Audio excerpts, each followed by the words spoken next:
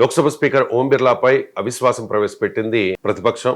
So Om Birla అధికార పక్షానికి అనుకూలంగా ఉన్నారు, విపక్షానికి వ్యతిరేకంగా బిహేవ్ చేస్తూ ఉన్నారు అనేది ప్రతిపక్షాల ఆరోపణ. సో 118 మంది ఎంపీలు నోటీస్ కూడా ఇచ్చారు. అవిశ్వాసంపై ఓటింగ్ జరిగే అవకాశం కూడా ఉంది. సో ఖచ్చితంగా ఇండియా కూటమి గెలవదు అని వారికి తెలుసు. అయినా కూడా ఎందుకు అవిశ్వాస తీర్మానం పెట్టినట్టు అంటే ఏం చెప్తారు?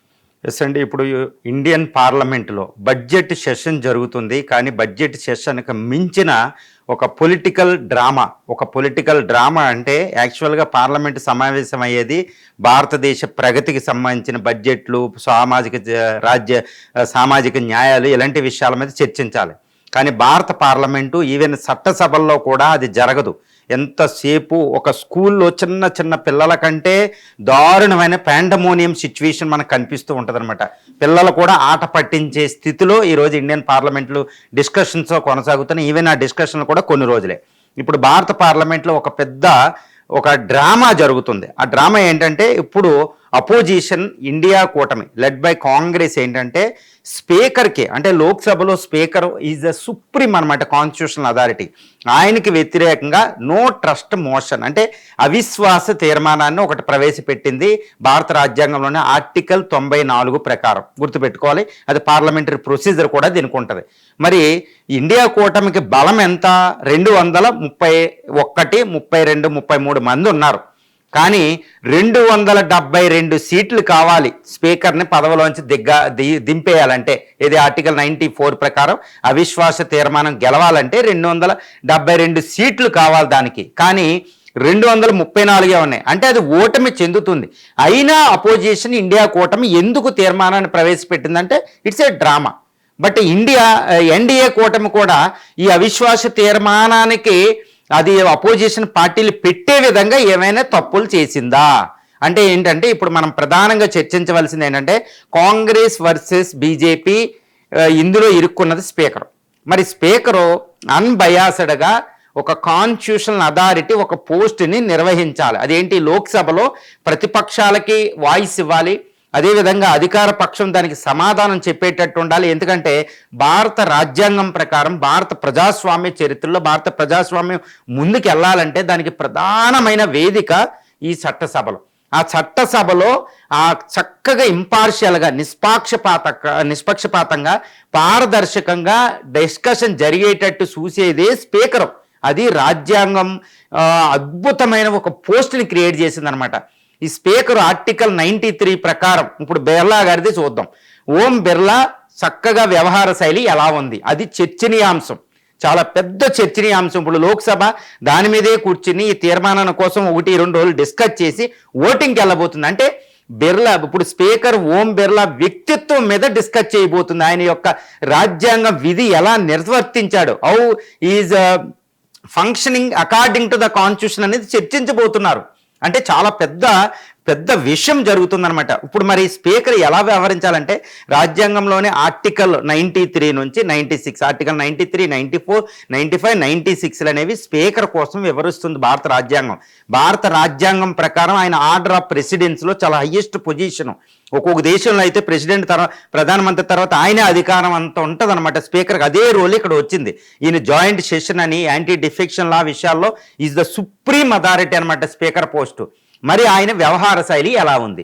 ఈయన 2019 నుంచి స్పీకర్గా పనిచేస్తున్నారు. ఈయన 18వ స్పీకర్. భారతదేశ స్వతంత్రం వచ్చిన తర్వాత జేవి మౌలాంకర్ లాంటి గొప్ప నేతలు స్పీకర్లుగా పనిచేశారు. తర్వాత ఈయన 18వ వ్యక్తి, రెండవసారి స్పీకర్గా వరుసగా ఎన్నికైన రెండవ వ్యక్తి అనమాట.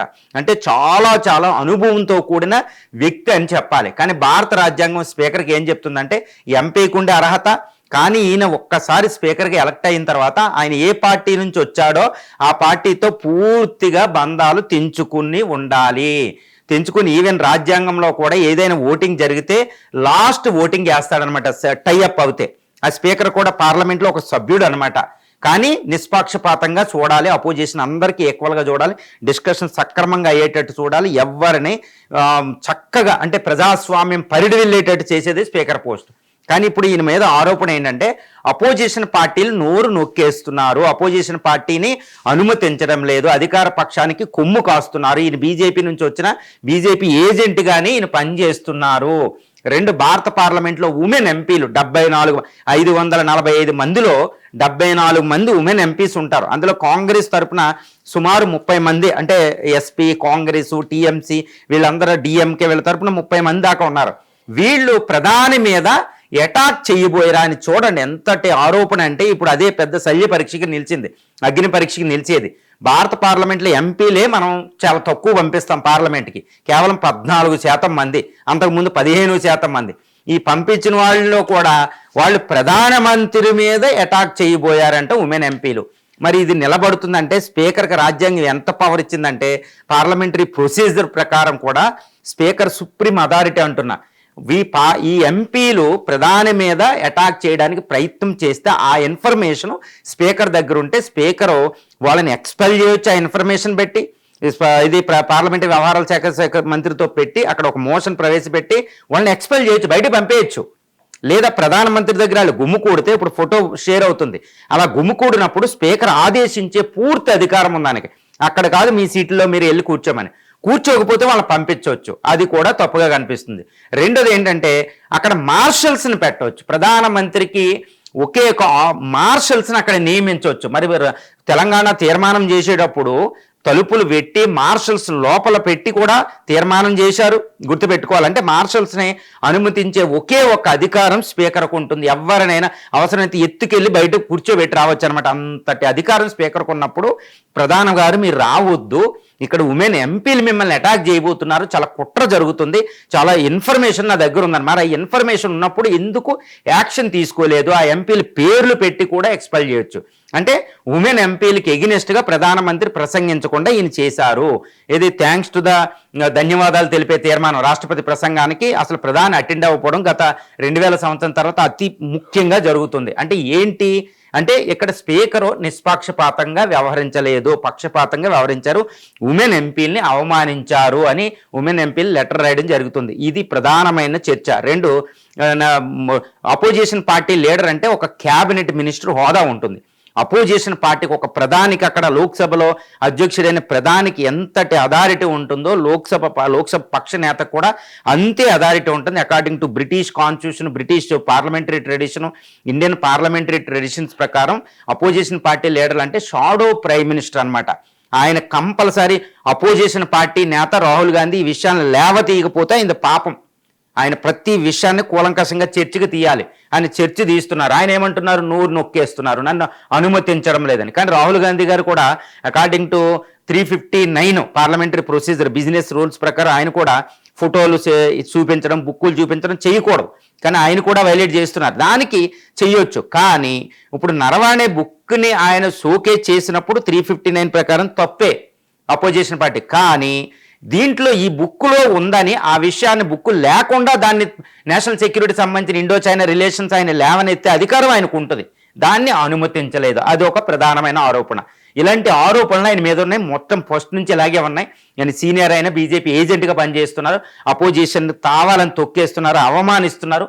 మేము ఈయన స్పీకర్గా ఉంటే మేము చేయలేం, అవిశ్వాసం. ఇప్పుడు రాజ్యాంగం బయటకు తీస్తాం. రాజ్యాంగంలోనే ఆర్టికల్ 94 అనుమతిస్తుంది. దాని ప్రకారం ఏం చెప్తుంది రాజ్యాంగం అంటే, కాంగ్రెస్ ఏమంటుంది? రాజ్యాంగం 94 ప్రకారం 14 రోజులు ముందు ఒక బిల్లు నోటీస్ పంపాలి. అందు మీద 2 ఎంపీలు తప్పనిసరిగా సంతకం చేయాలి. సంతకం చేసిన తర్వాత 14 రోజుల వ్యవధి తర్వాత అక్కడ లోక్సభలో దాని మీద చర్చ జరుగుతుంది. ఏది? No trust motion against the speaker అనమాట. అక్కడ పూర్తిగా చర్చిస్తారు. ఆ సమయంలో స్పీకర్కి ఫుల్ అథారిటీ ఉంటుంది. ఆయన అక్కడ కూర్చోవచ్చు, కానీ స్పీకర్ సీట్లో కాదు, పక్కన. ఆయన స్పీకర్ల సీట్లో ఇప్పుడు తీర్మానం ఇచ్చిన తర్వాత ఇంకా స్పీకర్ సీట్లో ఆయన కూర్చోవడానికి అనుమతించరు. కాబట్టి డిప్యూటీ స్పీకర్ ఇప్పుడు ఎలాగో లేరు. డిప్యూటీ స్పీకర్ ఎలక్షన్ కూడా అవ్వలేదు ఇండియన్ పార్లమెంట్లో. అది ఒక పెద్ద విషయం. అది మిగిలిన ప్యానల్ స్పీకర్స్ ఉంటారు, వాళ్ళలో కూర్చుని అందులో సీనియర్ మోస్ట్ కూర్చుంటున్నారు. ఇప్పుడు పార్లమెంట్ చూడండి, 14 రోజులు ఆయనే కూర్చుంటారు. ఆయన ఆధ్వర్యంలో స్పీకర్ పక్కన ఉంటారు, కానీ ఆయన ప్రిసైడింగ్ ఆఫీసర్ కాదు ఇప్పుడు స్పీకర్గా వ్యవహరించడానికి. కానీ ఆయన రక్షణగా అంటే డిఫెండ్ చేసుకోవచ్చు, నేను చేయలేదని. ఆయనకి అది ఉంటుంది. ఇప్పుడు ఆయన వచ్చి నేను అది చేయలేదు అది చేయాలని చెప్పాలన్నమాట. పూర్తిగా చర్చ జరుగుతుంది. చర్చ జరిగిన తర్వాత అక్కడ ఎఫెక్టివ్ సింపుల్ మెజారిటీ కండి ఎఫెక్టివ్ మెజారిటీ అనేటి ఉంటుంది అనమాట. అంటే పార్లమెంటు మొత్తం లోక్సభలో మెంబర్స్ స్ట్రెంగ్త్ ఉంటుందో అందులో 50 కంటే ఎక్కువ మంది ఆమోదించాలి ఆ తీర్మానాన్ని. అంటే 545 గాను ఇక్కడ ఇద్దరు లేరు, ఒక వేకెన్సీ ఉందని చెప్పడానికి లేదు. అందులో కరెక్ట్గా సగం అంటే 272 మంది కరెక్ట్గా ఆయనకి ఎగ్నెస్ట్గా తీర్మానాన్ని ఆమోదిస్తే ఆయన రిజైన్ చేయాల్సింది. ఆల్మోస్ట్ వెంటనే రిజైన్ చేస్తారు, ప్రెసిడెంట్ ఆయన తొలగించేస్తారన్నమాట. ఆల్మోస్ట్ అయిపోతుంది. ఇది తీర్మానం. కానీ ఇక్కడ ఇప్పుడు భారత పార్లమెంట్లో ఎలా ఉంది అంటే దీనికి 231, 34 మంది ఉన్నారు ఎన్డీఏ గ్రూప్లో. అందులో టీఎంసీ ఆమోదించడం లేదు, తృణమూల్ కాంగ్రెస్.